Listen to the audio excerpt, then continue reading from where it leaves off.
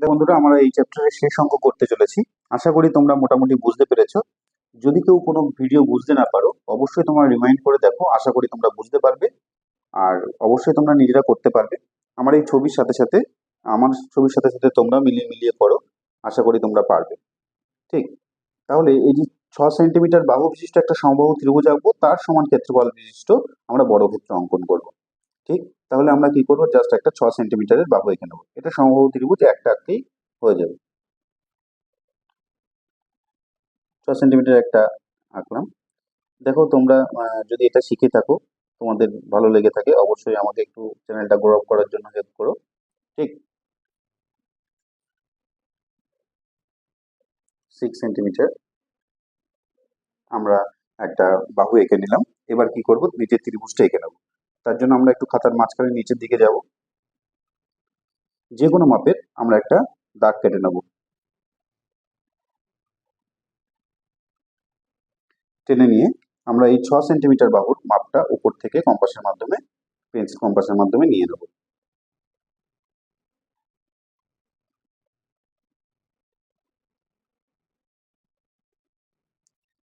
মানটা নিয়ে আমরা কি করব, এ বিন্দুতে এখানে বসিয়ে এটা কেটে নেব। 6 সেন্টিমিটার কাটার জন্য এখানেও একটা, উপরেও একটা সেম বৃত্তচাপ, যেহেতু একই মাপের সব হবে, আবার এই বিন্দুতে বসিয়ে এই বৃত্তচাপে ক্রস কেটে দেবো। তারপর আমাদের ত্রিভুজটা আঁকা হয়ে গেল।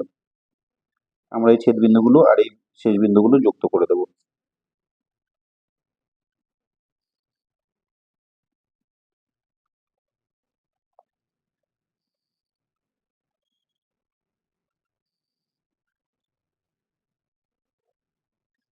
সমবাহু ত্রিভুজ আঁকা হয়ে গেছে। এবার আমরা কি করব, আগের অঙ্কের মতোই একদম সেম অঙ্ক, শুধু জাস্ট এটা সমবাহু ত্রিভুজ। আশা করি তোমরা নিজেরাই করতে পারবে। তো আমরা কি করবো, এই বিসি বাহুর অর্ধেক, অর্ধ সমদ্বিখণ্ডিত বের করে নেবো। হাফের বেশি নেব, নিয়ে উপরে একটা বৃত্তচাপ টানবো, নিচে একটা বৃত্তচাপ। ঠিক সেম ভাবে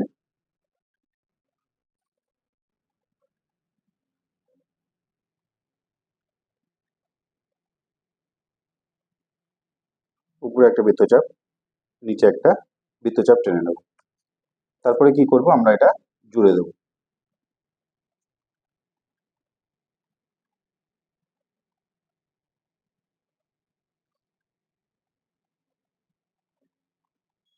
টানার আগে একটু বারবার দেখে নেব যে আমরা এটা অর্ধ সমদ্বিখণ্ডক ঠিকঠাক যাচ্ছে কিনা।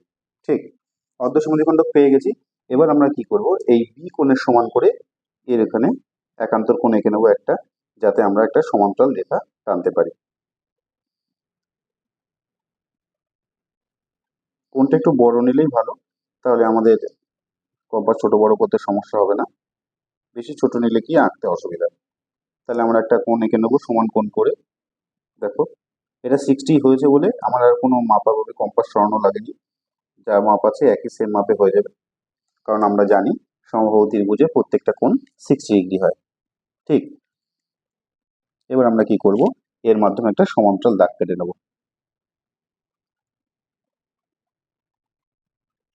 সমান্তরাল দাগটা আমাদের হয়ে গেল। এবার সমান্তরাল দাগ কেটে নিয়েছি। এবার এই যে অর্ধ সমদ্বিখণ্ডিত করেছি, এটাকে আমি বাড়িয়ে দিই।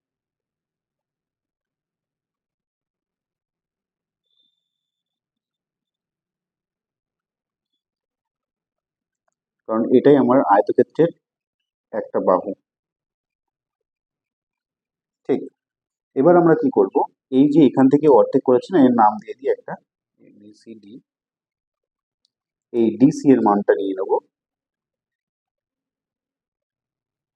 কারণ আমরা জানি একই সমান্তরাল যুগলের মধ্যে অবস্থিত ত্রিভুজের ক্ষেত্রফল আর আয়তক্ষেত্রের ক্ষেত্রফল সমান হবে তখনই যখন আয়তক্ষেত্রের একটি বাহুর দৈর্ঘ্য এই ত্রিভুজের ভূমির অর্ধেক হবে। এখানে বসিয়ে আমরা কি করে নিলাম, এই হাফটা নিয়ে এখানে একটা বৃত্তচাপ টেনে নিয়েছি। বৃত্তচাপ টানার পর এটা আমরা যুক্ত করে দেবো, আয়তক্ষেত্রটা পেয়ে যাব।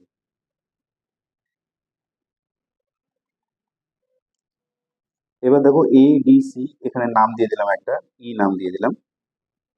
এবার আমরা কি করব, এই ইসি এর মানটা নেব।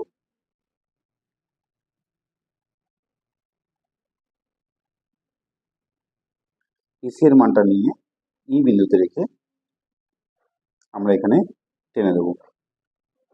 ঠিক, টেনে দিয়ে দিলেই একই নিয়ম কিন্তু, হ্যাঁ, এফ নাম দিলাম, এ পেয়ে গেলাম। এবার এই এফ রেখাটার আমরা অর্ধ সমদ্বিখণ্ডিত করব। অর্ধ সমদ্বিখণ্ড করার নিয়ম কি? দেখো, এই অর্ধেকের বেশি নিয়ে উপরে একটা বৃত্তচাপ টানতে হবে, নিচে একটা বৃত্তচাপ টানতে হবে। ঠিক,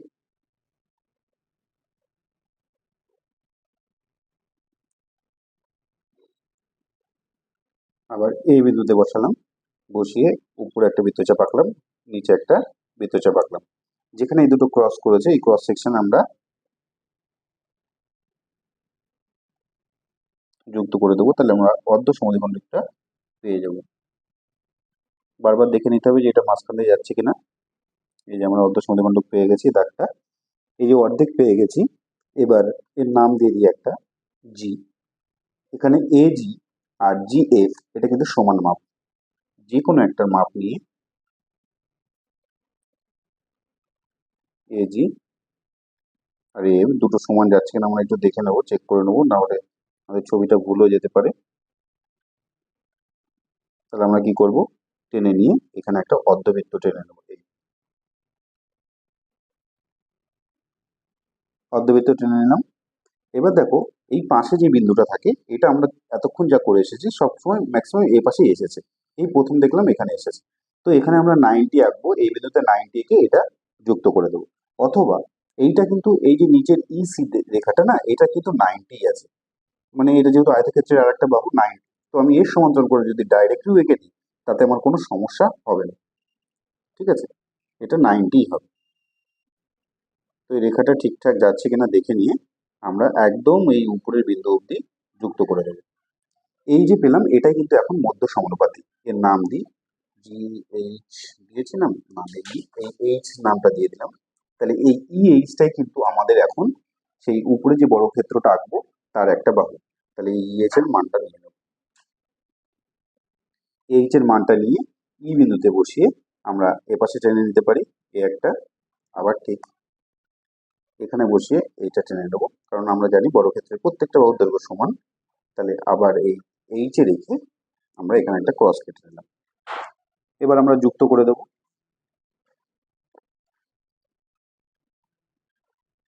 ক্রস সেকশন গুলো যুক্ত করে দিলাম, আমরা একটা সুন্দর বর্গক্ষেত্র পেয়ে যাব।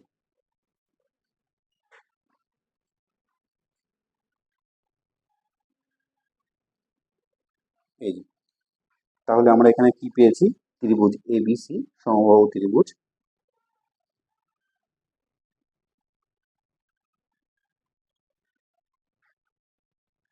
এ বি সি এর সমান ক্ষেত্রফল বিশিষ্ট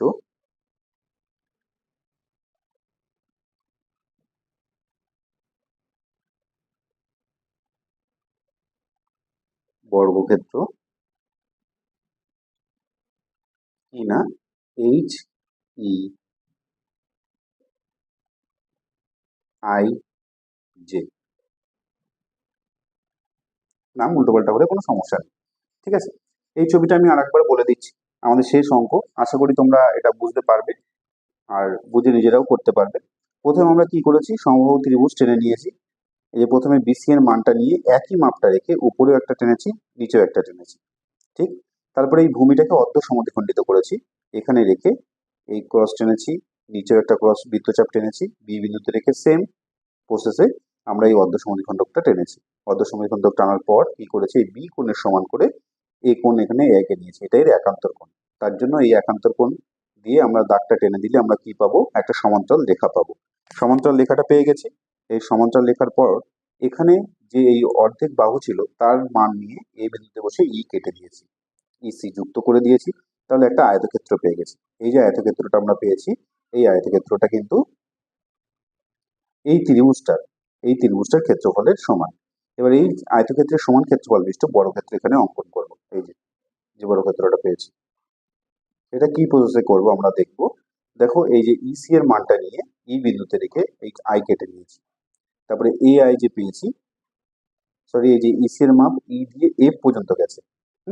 তাহলে এফ যে নতুন বাহুটা পেয়েছি এর অর্ধ সমদ্বিখণ্ডিত করেছি। এই যে অর্ধ সমদ্বিখণ্ডতে জি বিন্দুতে ছেদ করেছে। এবার এইখানে বসিয়ে আমি কি করেছি, একটা অর্ধবৃত্ত টেনে নিয়েছি।